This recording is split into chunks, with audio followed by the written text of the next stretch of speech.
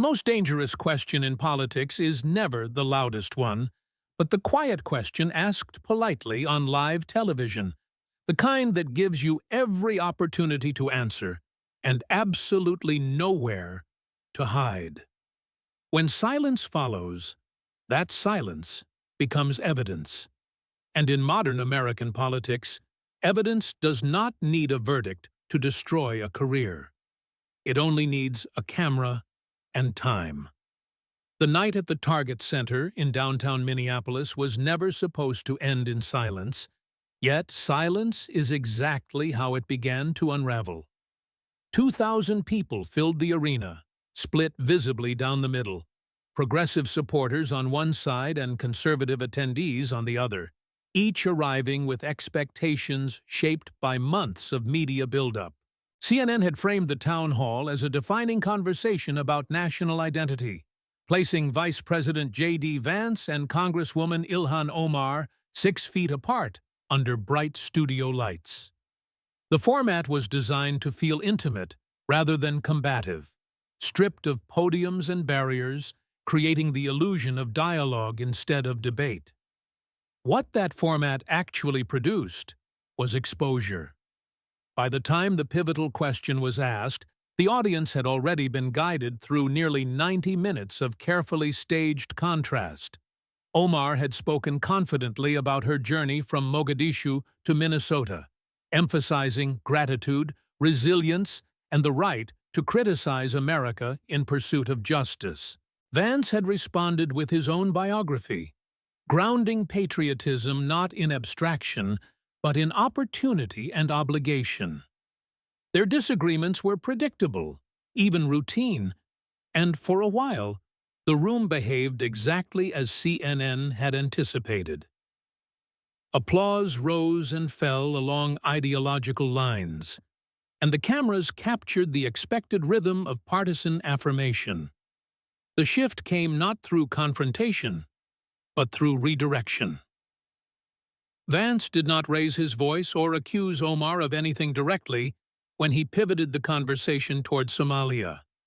He spoke slowly, acknowledging her background, her displacement, and the hardship her family endured, a tone that disarmed rather than provoked. The question was framed as clarification, not indictment, and the audience sensed that something more deliberate was unfolding. Omar's expression tightened briefly, a microsecond of hesitation that the cameras did not miss.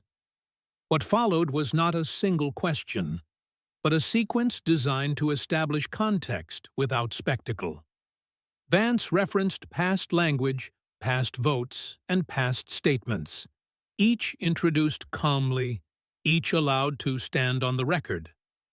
Omar responded as she had many times before, invoking complexity, humanitarian concern, and the dangers of oversimplification. For most political exchanges, that strategy works, because complexity buys time, and time diffuses pressure. On live television, however, time compresses rather than expands. When the final hypothetical was asked, it did not sound dramatic, and that was precisely its power.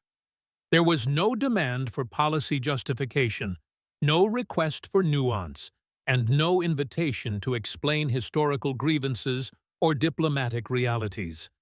The question reduced everything to a single axis of choice, one that American civic culture has always treated as foundational rather than negotiable. It was the kind of question most people answer instinctively long before they are ever asked out loud. In that moment, instinct mattered more than preparation.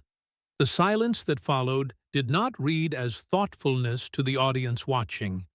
It read as hesitation where none was expected. And hesitation in matters of loyalty carries a weight that policy disagreement does not.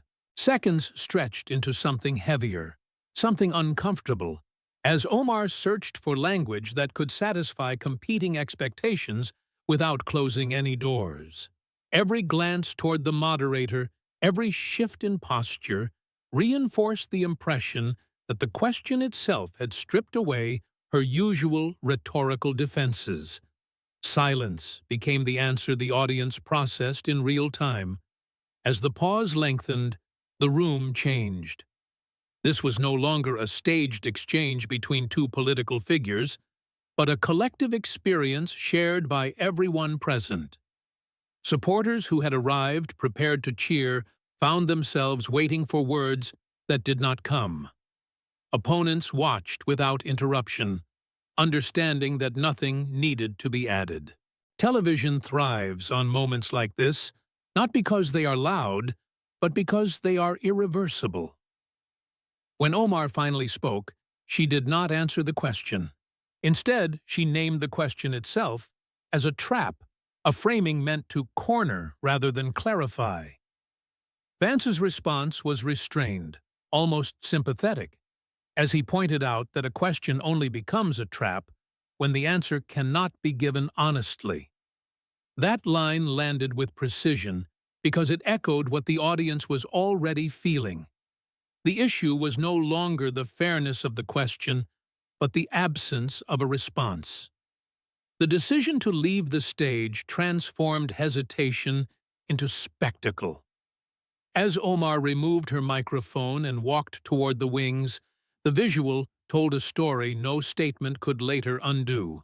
Cameras lingered on the empty chair, on Vance standing calmly, and on the moderator visibly struggling to regain control of a moment that had slipped beyond the show's format. In modern political media, walking away reads as surrender, regardless of intent. The silence followed her offstage.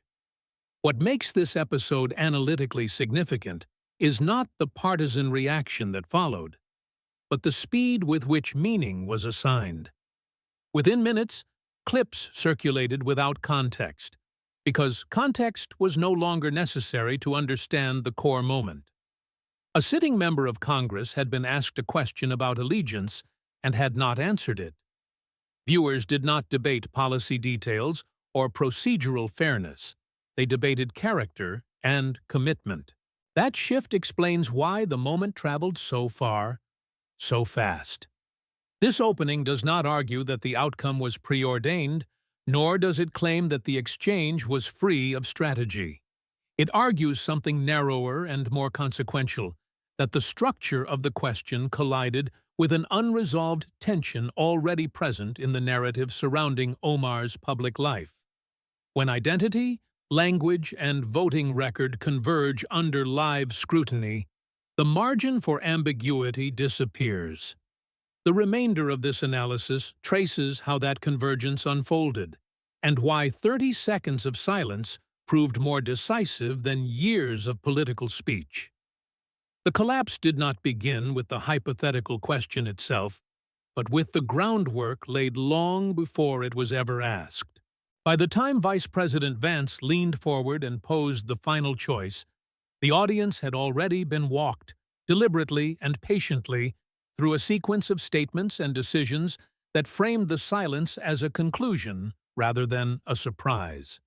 This was not an ambush built on a single soundbite, but a cumulative narrative assembled piece by piece in full view of the cameras. Each reference, each vote, each quotation served as a rung on a ladder leading toward a moment of unavoidable clarity. Understanding why the silence mattered requires tracing that ladder from its first rung. The early phase of the exchange was intentionally restrained, almost mundane. Vance allowed Omar to establish her biography in her own words, recounting her childhood in Mogadishu, her family's flight from civil war, the years in a refugee camp, and her eventual resettlement in the United States. This narrative was familiar to the audience and had long been central to her political identity, functioning both as a personal story and as a moral credential. It framed her criticism of American policy as coming from lived experience rather than ideological posture. The audience, particularly on the progressive side, responded exactly as expected, with applause that affirmed both sympathy and solidarity. Vance's response mirrored this structure without directly contesting it. He spoke of economic hardship, military service, and opportunity, grounding patriotism in obligation rather than emotion.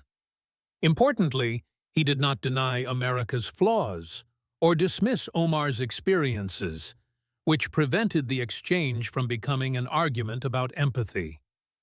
Instead, he established a parallel framework in which gratitude and responsibility coexist, setting up a contrast that would later become decisive. At this stage, the town hall still appeared balanced, even predictable. The audience believed they were watching a familiar ideological disagreement unfold within safe boundaries. The pivot toward Somalia was subtle enough that it did not initially register as a threat. Vance framed his interest as curiosity rather than challenge, acknowledging the trauma associated with displacement and civil war. By affirming Omar's background before interrogating its political implications, he avoided the appearance of hostility. This rhetorical choice mattered because it limited Omar's ability to characterize the line of questioning as overtly prejudicial. The tone remained calm, almost sympathetic, even as the subject matter shifted. The first pressure point came not from policy, but from language. When Vance referenced a past tweet containing the phrase, "Our brothers in Somalia," he did not accuse Omar of wrongdoing. Instead, he asked a narrow, precise question about pronoun usage, forcing attention onto a small but symbolically loaded choice of words. In political communication, pronouns often function as signals of alignment, and the possessive "our" implies belonging rather than distance. Omar's attempt to generalize the phrase into a statement of universal compassion did not fully resolve the implication. The audience sensed the tension between intent and interpretation, even if it was not yet decisive. This moment planted the first seed of doubt, without demanding an immediate reckoning. Vance did not linger or press for a confession. He allowed Omar to state that she identified as Somali American, embracing dual identity explicitly. By accepting that answer and moving on, he appeared reasonable, even generous. Yet the acknowledgement itself became part of the record, establishing a premise that would later be revisited. What seemed like a concession functioned instead as a foundation. The next layer shifted from language to action, specifically a congressional vote. When Vance raised the sanctions bill targeting Somali officials with documented ties to al-Shabaab, the conversation moved from rhetorical interpretation to institutional decision-making.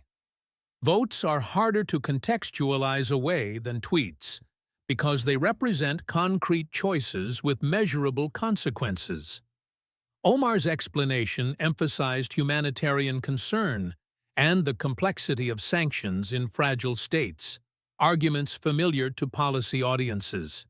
However, the simplicity of the counterpoint, 15 named individuals, overwhelming bipartisan support, and a narrow scope, undercut the effectiveness of that defense. The insistence on a binary answer, whether the United States should sanction officials collaborating with a designated terrorist organization, compressed the debate further. Complexity, which often protects politicians, became a liability under that compression. Each attempt to broaden the frame reinforced the perception of avoidance rather than nuance. Even viewers sympathetic to Omar's worldview could see the asymmetry between the question asked and the answer given. The issue was no longer Somalia itself, but the reluctance to draw a clear moral boundary. Crucially, Vance again declined to capitalize immediately on the moment. He allowed Omar to finish, acknowledged her position, and moved on, signaling restraint. This pattern of restraint served two purposes. It maintained his image as measured and disciplined, and it prevented the audience from dismissing the exchange as bullying. By spacing out the points of pressure, he ensured that each one settled into the audience's memory before introducing the next. The effect was cumulative rather than explosive. The third layer reintroduced Omar's own words from a different context, this time concerning the concept of divided loyalty. By referencing her prior statements about other members of Congress and foreign influence, Vance shifted the standard of judgment onto her own framework. This move was rhetorically significant because it did not impose an external criterion. It applied her stated concern inward. If divided loyalty was a legitimate worry when applied to others, the audience was invited to consider whether the same concern could logically apply to her. The symmetry of the argument made it difficult to dismiss as partisan. At this stage, the conversation had transitioned from isolated incidents to a coherent pattern. Language suggested identification, votes suggested protection, and prior statements established divided loyalty as a valid analytic category. The audience did not yet know where this was heading, but the direction was becoming clear. Omar's responses grew more defensive, reflecting an awareness that the ground beneath her was shifting. The atmosphere in the arena tightened, not with hostility, but with anticipation. The introduction of the private fundraiser audio marked the point of no return. Unlike public statements, which can be contextualized as messaging or misinterpretation, private remarks carry the weight of presumed authenticity. Vance's emphasis on verification and metadata preemptively addressed questions of manipulation, leaving little room to challenge the recording's legitimacy. As the audio played, the language echoed earlier themes with greater clarity. Back home, our people, and an explicit distinction between Washington's interests and those of the community she addressed. The cumulative effect reframed prior ambiguities as consistent signals rather than isolated lapses. The audience reaction was immediate and visceral. Silence returned, heavier than before, as viewers processed the alignment between the audio and the earlier discussion. Omar's attempt to dispute context lacked traction because the words themselves were unambiguous. The shift from hypothetical concern to documented speech crystallized the issue into something concrete. What had been suggested was now demonstrated. At this moment, the exchange ceased to be primarily about Vance and Omar. The emergence of community voices from the audience transformed the dynamic into an internal confrontation. Fatima Hassan's testimony did not introduce new political arguments. It introduced lived consequence. Her story reframed Somalia not as a symbolic homeland, but as a place of violence and loss that America had provided refuge from. This reframing stripped romanticism from the concept of back home and replaced it with stark moral contrast. The demand that followed, simply to say America, was notable for its simplicity. It did not ask Omar to renounce heritage, faith, or empathy, but to articulate priority. The insistence came not from ideological opponents, but from members of the very community she claimed to represent. This inversion destabilized any attempt to frame the moment as external persecution. The pressure was no longer partisan. It was communal. When Omar chose to leave rather than answer, the narrative completed itself. The walk-off served as a visual conclusion to a sequence that had already been logically resolved in the audience's mind. In politics, departure often reads as defiance, but in this context, it read as confirmation.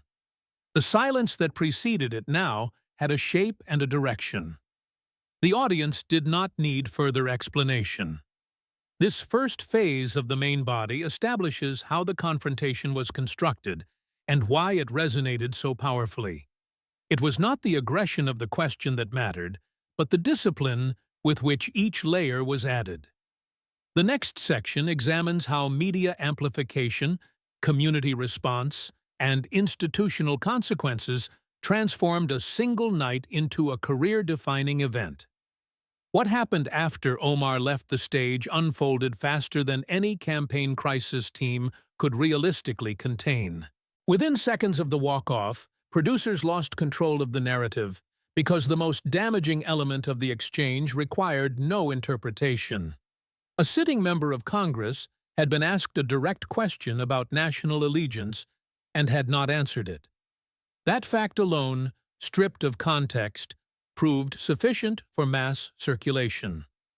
The modern media ecosystem does not reward complexity in moments like this. It rewards clarity, and silence is a form of clarity audiences instinctively understand. The first clip to go viral was not the fundraiser audio or the extended exchange about votes and language. It was 17 seconds long, beginning with the question and ending with Omar removing her microphone. The clip contained no editorial commentary, no captions explaining intent, and no partisan framing, which paradoxically made it more potent. Viewers did not need guidance to interpret what they were seeing, because the absence of an answer invited them to fill the gap themselves. In political communication, the most dangerous space is the one the speaker leaves unoccupied. As the clip spread across platforms, it detached from its original setting. Viewers encountering it on social media were not watching a 2-hour town hall. They were watching a moment of perceived moral failure compressed into half a minute. The absence of background information did not weaken the clip's impact, because the underlying expectation it violated was widely shared. Even audiences unfamiliar with the participants understood the basic premise. Representatives are expected to choose the country they serve. That expectation transcends ideology. The fundraiser audio followed shortly afterward, reinforcing the initial impression rather than complicating it. Unlike the walk-off clip, this audio introduced language that appeared to resolve ambiguity rather than create it. Phrases like "back home" and "our people" echoed the earlier exchange with unsettling consistency. For many viewers, the audio did not introduce a new controversy. It validated the suspicion that the silence had already planted. Once that connection formed, rebuttals about context struggled to gain traction. Omar's official response the following morning reflected the constraints of damage control rather than confidence. The statement was carefully worded, emphasizing bad faith, xenophobia, and Islamophobia, and framing the exchange as an ambush designed to generate viral content.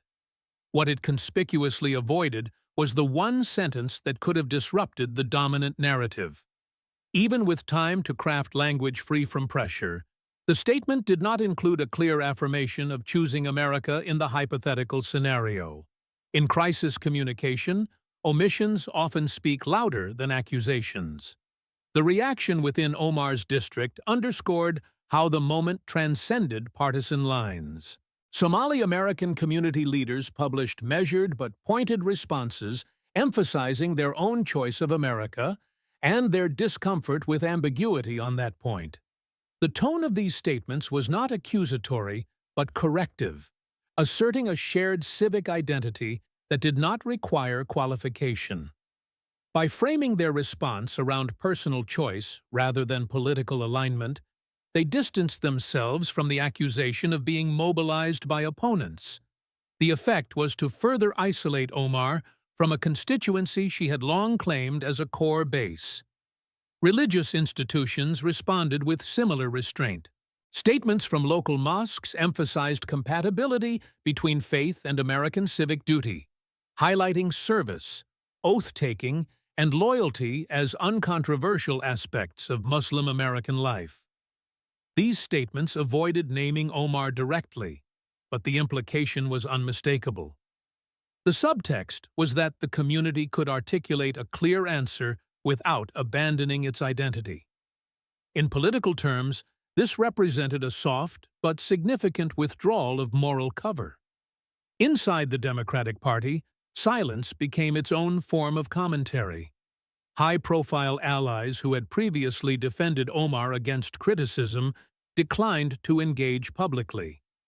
No coordinated defense emerged, and no prominent surrogate appeared to reframe the exchange as misunderstanding. This absence mattered because political crises are often weathered through collective reinforcement. Without it, the narrative hardened quickly. The announcement of primary challengers marked the transition from media controversy to institutional consequence. When one challenger, herself a Somali American, launched her campaign by explicitly affirming America as her unambiguous choice, the symbolism was unmistakable. The contrast did not require attack ads or opposition research. It relied on a single declarative statement. In doing so, it reframed the issue as one of clarity rather than ideology. Voters were not being asked to choose between policy platforms, but between decisiveness and hesitation. Polling data reinforced what the visual narrative had already suggested. Declines in approval were not confined to ideological opponents, but were most pronounced among constituencies previously assumed secure. The question at the heart of the controversy became a standard survey item, and the results reflected uncertainty rather than confidence. In electoral politics, uncertainty about loyalty is corrosive because it erodes the trust necessary for representation. Even voters sympathetic to Omar's broader agenda expressed discomfort with her inability to answer a foundational question. Throughout this period, Vance maintained a posture of restraint that further shaped perception. By declining to engage in celebratory commentary or partisan amplification, he allowed the story to develop independently. His brief statements emphasized voter judgment rather than personal victory, reinforcing an image of seriousness rather than spectacle. This restraint contrasted sharply with the emotional intensity surrounding Omar's responses. In comparative terms, calm appeared credible, while defensiveness appeared evasive. The broader public conversation that followed did not revolve around Somalia policy, sanctions efficacy, or humanitarian intervention. Instead, it focused narrowly on allegiance and representation. Commentators across the spectrum debated whether the question was fair, but far fewer defended the absence of an answer. The distinction mattered because fairness debates rarely erase first impressions. Once viewers concluded that a clear answer should have been possible, arguments about framing lost force. What ultimately ended Omar's career was not a single accusation or piece of evidence, but the cumulative weight of consistency. Language, votes, private remarks, and silence converged into a coherent narrative that resisted fragmentation. Each attempt to isolate one element as misunderstood only reinforced the impression that avoidance was habitual rather than situational. In that sense, the exchange functioned as a catalyst rather than a cause. It accelerated a reckoning that had been deferred but not resolved. The final irony of the episode lies in its simplicity. The question that proved decisive did not require specialized knowledge or ideological alignment to answer. It required only prioritization. For the audience watching, the inability to articulate that priority overshadowed years of legislative work and advocacy. Politics, at its core, is not merely about policy positions, but about trust in moments of perceived crisis. As the primary election concluded and Omar conceded defeat, the language of her final remarks echoed earlier themes of injustice and persecution. What remained absent was the declarative statement that might have reframed her legacy. By then, however, the opportunity had passed. In politics, timing often matters more than intent. The main body of this analysis demonstrates how a single night can crystallize unresolved tensions into irreversible outcomes. The exchange did not create doubts about loyalty. It surfaced them under conditions that left no room for retreat. The consequences that followed were not imposed by opponents alone, but reinforced by community response, media dynamics, and institutional processes. The story is not about the cruelty of a question, but about the cost of being unable to answer it when it matters most. In the end, what destroyed Ilhan Omar's political career was not opposition research, not partisan hostility, and not even the evidence itself, but the moment when all avenues of rhetorical escape closed at once. The question she faced did not demand ideological alignment or policy justification, only a declaration of priority that most Americans answer without conscious thought. When that declaration did not come, the silence took on a meaning no spokesperson could later rewrite. In American politics, there are moments when explanation no longer matters, because instinct has already been judged. That judgment, once formed, rarely reverses. The episode illustrates a truth political professionals understand, but often underestimate.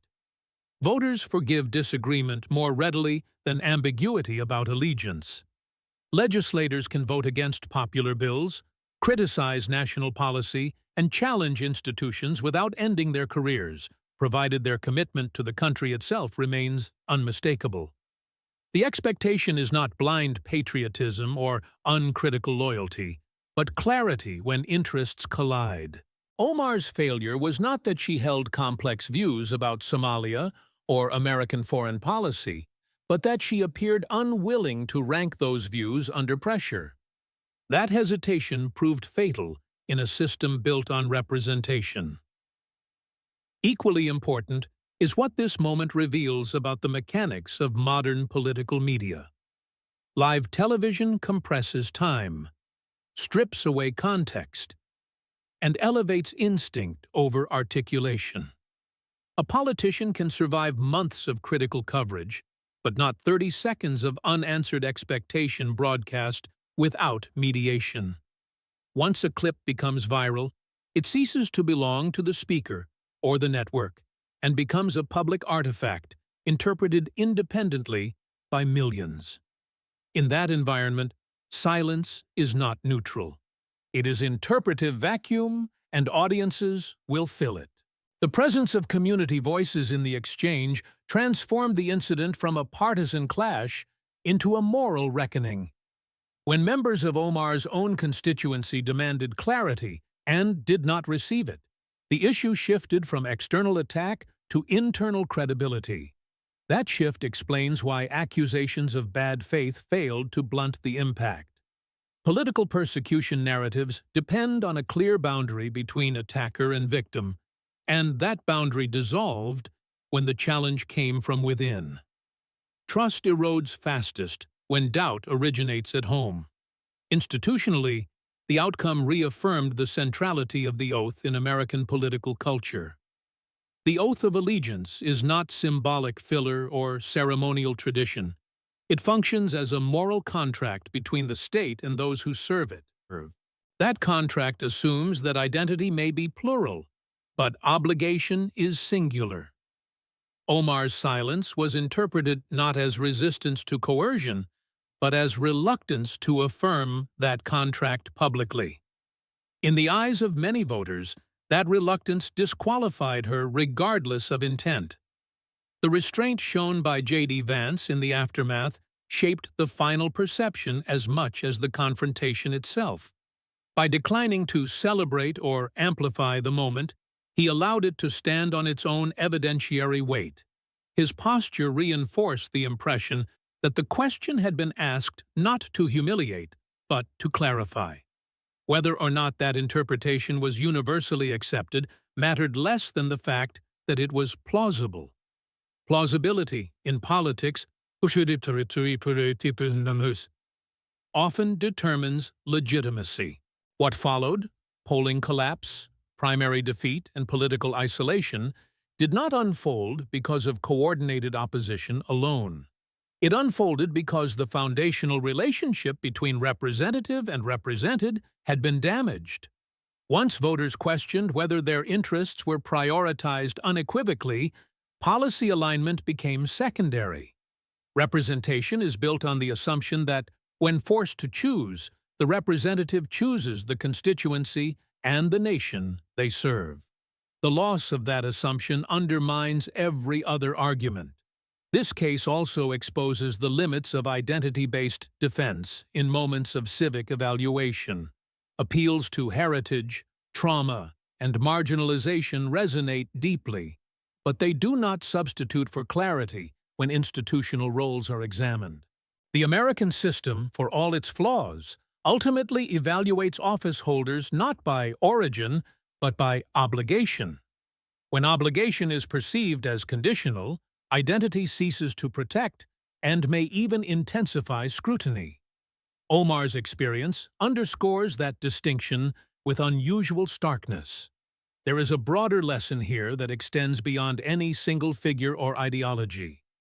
In a polarized era, politicians are often rewarded for ambiguity, for speaking in ways that allow multiple audiences to hear what they want. That strategy works until a moment arrives that demands prioritization rather than synthesis. When such a moment comes, the habits that once protected a career can accelerate its collapse. The skills required to survive routine politics are not always the skills required to survive a defining test. Ultimately, the significance of this episode lies not in the cruelty of the question, but in the simplicity of the answer that never came. The question did not ask Omar to renounce her past, deny her empathy, or abandon her values. It asked her to articulate where her allegiance rested if all other considerations were stripped away. The inability to do so revealed a fault line that had long existed but had never been forced into view. When it finally was, the consequences were swift and unforgiving. Political careers rarely end because of what someone believes. They end because of what people believe about them. In this case, belief shifted during a silence that lasted less than half a minute, but carried the weight of years. The audience did not require proof beyond that moment, because the moment itself felt definitive. That is the power and the danger of live political confrontation. The story closes not with triumph or villainy, but with a cautionary truth about American public life. Some questions cannot be answered later, offstage, or through carefully drafted statements. Some questions must be answered in the moment they are asked, because the moment is the test. When that test is failed, no amount of explanation can undo what silence has already said.